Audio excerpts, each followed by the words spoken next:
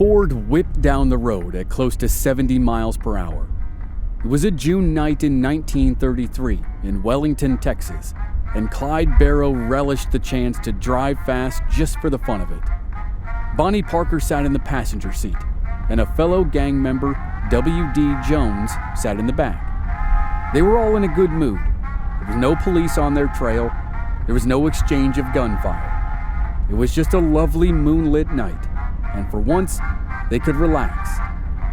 But maybe they were too relaxed, or maybe the moon wasn't quite bright enough, because none of them saw the detour sign on the side of the road as Clyde's Ford flew past. The car barreled through a wooden barricade and onto an unfinished road. Before Clyde could do anything, the Ford launched into the air and spiraled toward a ravine. The crash shattered the windshield and jammed the doors shut. Clyde and WD were stuck, but they were all right. Bonnie wasn't. She screamed as the cracked car battery spewed acid over her leg. Her skin burned and seemed to just fall away. Clyde and WD were helpless. All they could do was listen to Bonnie howl and hope she somehow survived.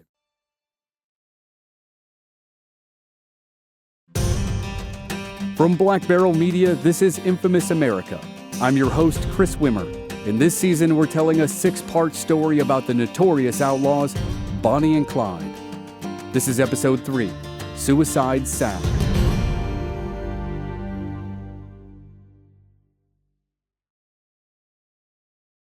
Bonnie was in jail, and Clyde was wanted for murder. After a botched robbery of a jewelry store led to the killing of the store owner, the Lake Dallas gang had fallen apart. Clyde, who had been waiting in the car at the time, was accused of the murder, and authorities were offering a $250 reward for his capture. He couldn't break Bonnie out of jail in Kaufman, he couldn't break his friend Ralph Foltz out of jail in Wichita Falls, and he'd abandoned his revenge plot to raid Eastham Prison Farm. In May of 1932, Clyde found himself without his gang, without his girlfriend, and without any idea what he was going to do. He engaged in a series of small-time robberies just to keep some money in his pocket, but he wouldn't be able to survive that way for long. Luckily, Clyde wasn't the only one in West Dallas desperate to make a large score. Ray Hamilton was born in a tent outside Shelter, Oklahoma in 1913. Like so many families at the time, the Hamiltons struggled to get by. Work was scarce, and to make things more difficult, Ray's father had a history of abandoning the family in times of need. In 1920, when Ray's father disappeared seemingly for good, Ray's mother moved the family to West Dallas. The 10-year-old Ray was small for his age, so he quickly developed skills to avoid being the target of much larger boys. He was funny and charming and had an ability to blend into his surroundings when necessary. He also had his big brother Floyd to look out for him. Floyd started working at around the age of 14, and he made sure part of his earnings went toward his little brother's welfare. As much as Ray wanted to be like Floyd when he got older, the back-breaking grind of low-wage work wore on him. Ray found more joy in stealing bicycles off the street and engaging in other forms of petty theft. By the time he was 18, Ray had already done time and had already broken out of jail, something he would become famous for in his career. Ray met Clyde Barrow in West Dallas in the 1920s, but the two wouldn't work together until the early 30s. After breaking out of a jail in McKinney, Texas, Ray joined Clyde Barrow for the Lake Dallas gang's first big job, the comically botched robbery of the Sims Oil Refinery. After the refinery, Ray parted with Clyde on less than good terms and headed to Michigan. He tried respectable work again, but it didn't last. In 1932, having been laid off from his job, Ray Hamilton returned to West Dallas. He was greeted with some disturbing news. He was wanted for the murder of a jewelry store owner, a crime he knew nothing about. Ray sought out Clyde to figure out what the hell was going on. Clyde told Ray that the police had shown the owner's wife a series of photographs of suspects in the case. The old woman had said she saw Clyde and Ray. That was enough for the police. Ray and Clyde talked over their options. If Ray was wanted for a crime in Texas, he might as well commit a crime in Texas. With murder raps hanging over their heads, West Dallas was too dangerous for both of them. They were well known there, and it was only a matter of time before the police came calling. They found a small house in Wichita Falls, Texas. With about 140 miles between them and Dallas, they were close enough to make trips to the city to check on family, but far enough away to remain off the radar of Dallas police. From their new base, Clyde Barrow and Ray Hamilton made a plan for the future, and what would become known as the Barrow Gang was born. Clyde was ready to get to work, but he badly wanted Bonnie by his side.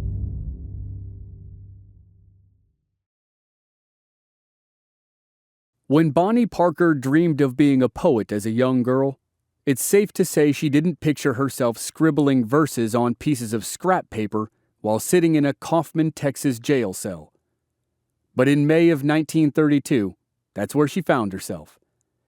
One of Bonnie's famous poems to come out of her time in jail is called The Story of Suicide Sal. It gives a glimpse into the life of a woman named Sal and the man she loves, Jack. In the poem, Bonnie writes,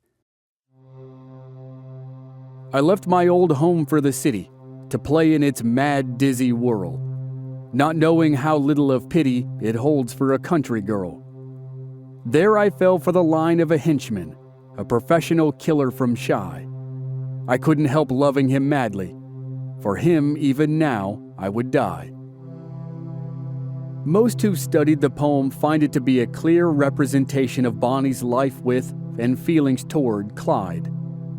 But when she came before a grand jury in Kaufman on June 17, 1932, it might not have been obvious that she was willing to die for Clyde in the same way Sal was willing to die for Jack. Bonnie testified before the grand jury that she'd been kidnapped by the two men involved with the attempted robbery and shootout in Kaufman.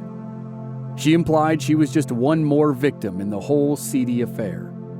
In reality, Ralph Foltz had told Bonnie to say she was kidnapped right before the two of them were captured by police. Clyde had already escaped and left them behind, so she wouldn't do him any harm in saying he and Ralph forced her into the situation. The story worked. Bonnie was released from jail and went back to her mother's house in Dallas. While she told her mother she no longer wanted anything to do with Clyde, nobody believed it. When Bonnie told her mother she was moving to Wichita Falls for a new job, everyone knew she was really going to reunite with Clyde. Any hope the Parker family had of Bonnie going straight was dashed. Bonnie became a member of the Barrow Gang almost immediately, but her role was primarily a passive one. She would accompany Clyde and Ray and others who joined the gang on robberies, but she'd almost always remain in the car. Bonnie was in the car when Clyde and Ray pulled one of their biggest jobs and fully cemented the Barrow Gang in popular culture. The three headed southeast from Wichita Falls and drove over 300 miles to the town of Willis, Texas. Willis lies about 50 miles north of Houston. Like so many of their targets, the First State Bank in Willis offered them a major take without having to go to a major city. At about 5 feet 3 inches tall, Ray Hamilton was even shorter than the diminutive Clyde Barrow. The two men knew they weren't physically intimidating, but they used that to their advantage. As they entered the bank, they let their guns speak for themselves, but they were said to be extremely polite and non-threatening to those they were sticking up. They asked everyone in the bank to move into the vault. Everyone obeyed. Once they had their money, Clyde and Ray locked everyone in the vault and casually made their way back to the car where Bonnie was waiting. Locking people in the vault would become Ray's MO when he robbed a bank, either with Bonnie and Clyde or on his own. The tactic gave them a huge head start.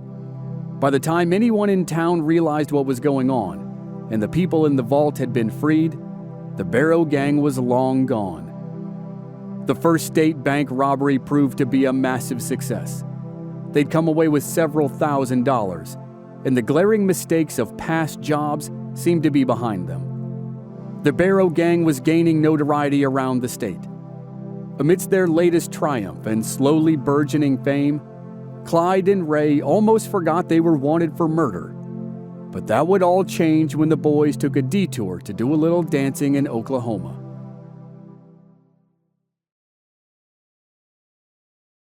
Bonnie wanted to see her mother. Emma Parker wished her daughter hadn't gone back with Clyde, but that didn't keep the two of them from remaining close. Both Bonnie and Clyde did their best to stay in touch with their families, and they shared what money they could with family members who were struggling to stay afloat during the Depression. That said, Emma Parker wanted nothing to do with Clyde Barrow, so he dutifully dropped Bonnie off in West Dallas and then headed out into the night with Ray Hamilton and their friend Ross Dyer. Ray claimed he never killed anyone. Through all the bank robberies, holdups, and jailbreaks in his career, he said he never took another person's life. He was proud of that. Before he died, though, he told his big brother Floyd that there might have been one exception. It was the night of August 5th, 1932, in Stringtown, Oklahoma. Ray told Floyd, "Clyde and I were both shooting. It could have been either one of us, or both." Clyde, Ray, and Ross crossed the Red River into Oklahoma. The music from Stringtown was unmistakable as they drove past. Glancing out the window, they saw a setup for an outdoor party not far from the highway. Musicians played while couples danced. Other locals could be seen talking, drinking, and just having a good time. Clyde would later say it was Ray's idea to pull off the road and join the fun, but others suggested all three men were looking for a party. Bonnie was with her mother, and there were no jobs to pull, so drinking and dancing could be a nice distraction. Prohibition wouldn't come to an end in the United States until December of 1933, more than a year after that night in Stringtown. While alcohol was prohibited, people could still manage to find their share of moonshine or home-brewed beer.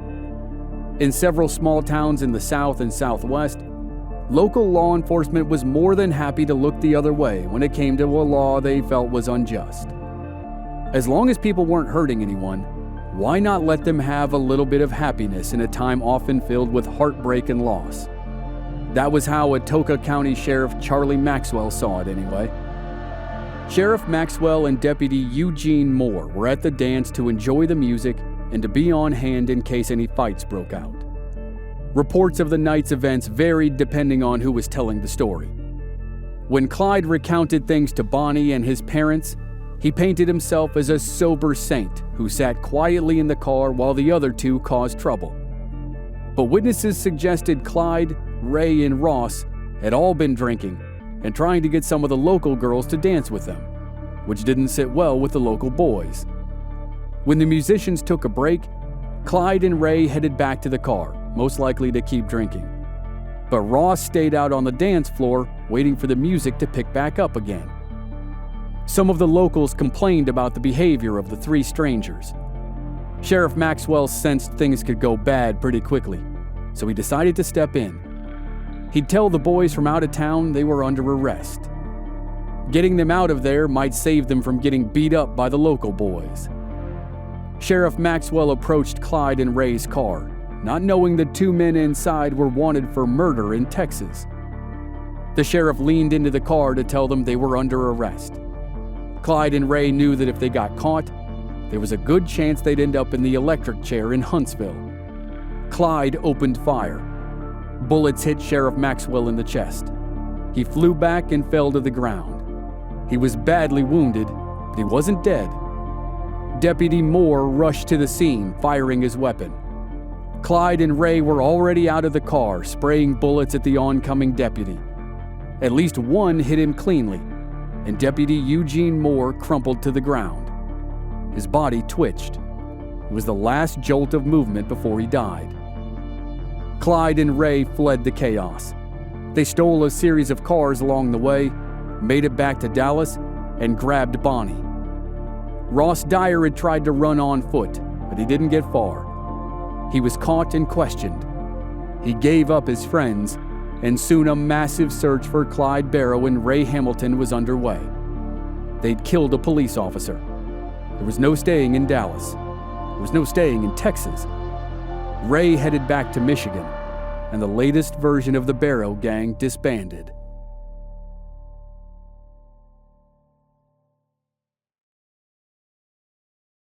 Bonnie and Clyde were almost constantly on the run for the rest of 1932 and into the early months of 1933.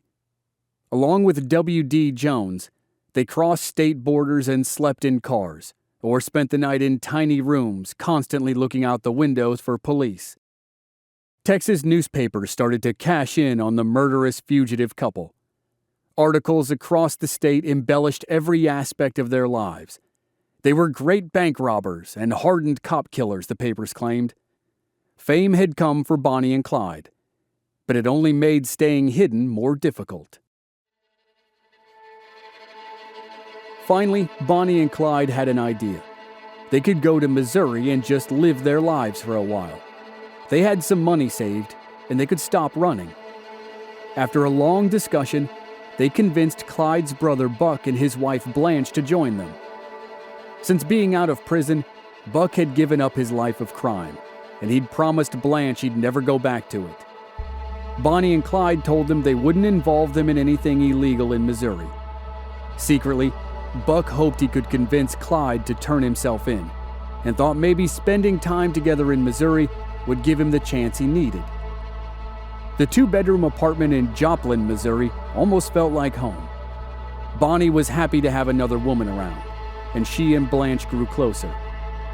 Clyde spent much of his time planning for the future.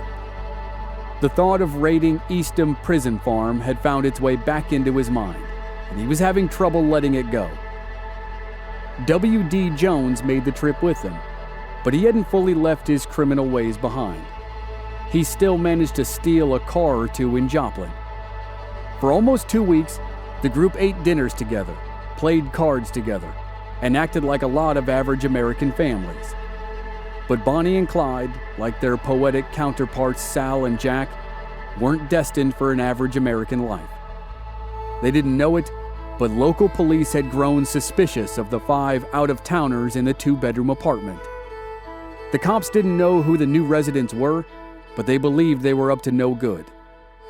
On April 13, 1933, police showed up at the apartment in Joplin just as Clyde and W.D. were pulling one of their cars out of the garage. One of the officers drew his gun and headed for the garage. Before he could get there, a shotgun fired, and he fell to the ground bleeding. He was dead before anyone could help him. Police scattered and then returned fire. A shootout raged, and W.D. got hit. He was bleeding badly. Buck joined the fight, and both he and Clyde got shot. Clyde was hit with a small caliber bullet that did almost no damage, but when he saw Buck bleeding, he thought for a second he'd gotten his brother killed.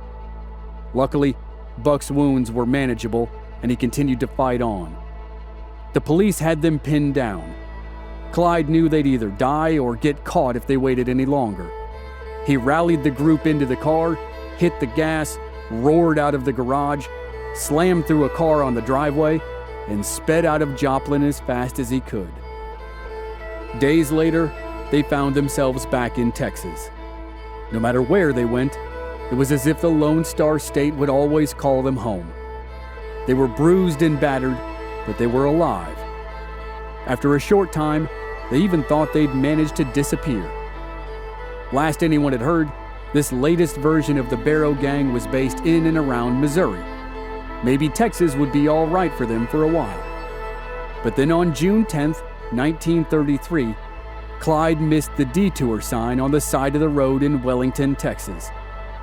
That night, he sent his Ford careening through the air and into a ravine below. Thankfully, some locals who were out on their porch saw the whole thing happen. They rushed to the wreckage and pulled Clyde and W.D. out, relatively unscathed. They managed to rescue Bonnie too, but she was badly hurt. Acid from the car battery had done unimaginable damage to her leg.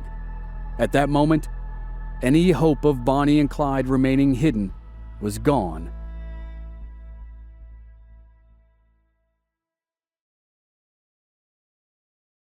Photographs played an indelible role in the Great Depression. The United States government, through the Resettlement Administration and later the Farm Security Administration, hired photographers to capture images of Americans struggling to survive. The pictures showed men, women, and children with heads held high in the face of adversity. They showed people with nowhere to sleep but the street. They showed the devastation of the dust storms on ranches and farms in Oklahoma. The photos of everyday people fighting against man-made and natural obstacles went a long way in convincing wealthy Americans that the Great Depression was indeed real and that people needed help from their countrymen. Hundreds of articles had already been written about the situation, and President Franklin Roosevelt addressed it frequently. But it was the pictures that finally moved many to action because photos in the 1930s served as proof. If you saw something in a photograph, there was no denying it. And pictures of Bonnie and Clyde had the same effect. After the Barrow Gang fled the apartment in Joplin, Missouri, police searched it and they found several photographs of Bonnie and Clyde. The pair had taken the pictures just to have some fun, but the photos quickly came to define Bonnie and Clyde's national image. In one photograph, Bonnie leaned against a car with her hip cocked out. She had a cigar in her mouth and a gun in her hand. Newspapers printed it and commented on how unladylike she must be. They said the gun proved she was a cold-blooded killer. No one would believe that Bonnie Parker actually didn't smoke cigars and rarely carried a weapon.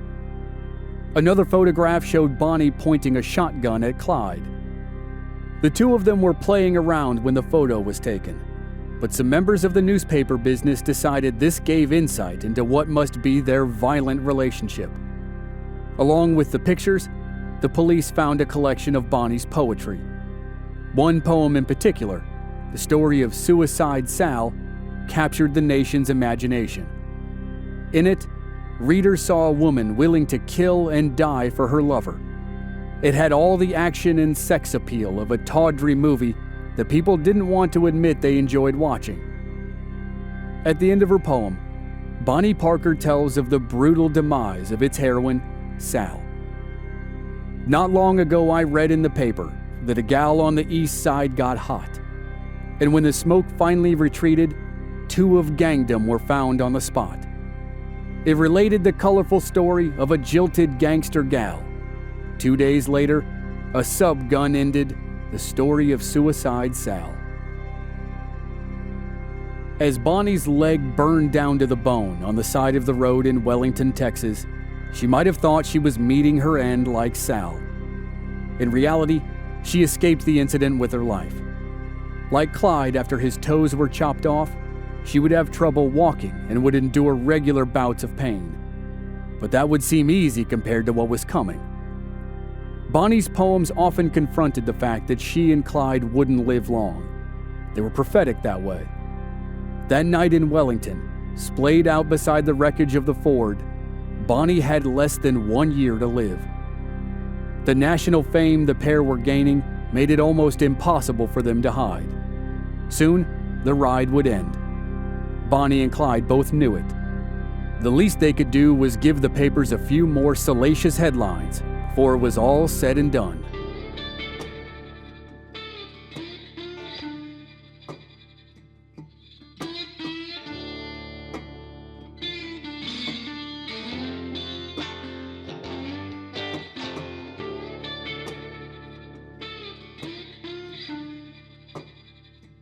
Next time on Infamous America, Clyde finally carries out his raid on Easton Prism Farm.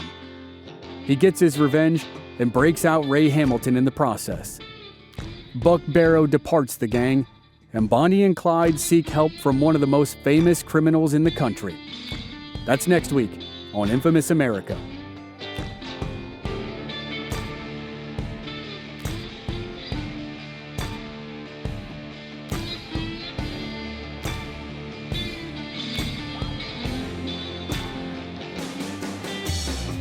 This season was co-executive produced by Stephen Walters in association with Ritual Productions.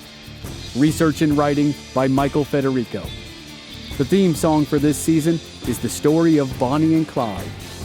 The lyrics were adapted from the poem The Trail's End by Bonnie Parker, and the music was written and produced by Brian Ray. The song was performed by Brian Ray, Orianthe Penagaris, and Stephen Pack. It was recorded at Bad Manor Studio by Jose Alcantar. Additional original music by Rob Valier.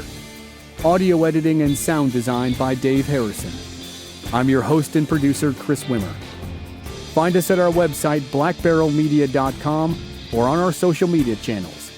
We're Black Barrel Media on Facebook and Instagram, and B Barrel Media on Twitter. And you can stream all our episodes on YouTube. Just search for Infamous America Podcast. Thanks for listening.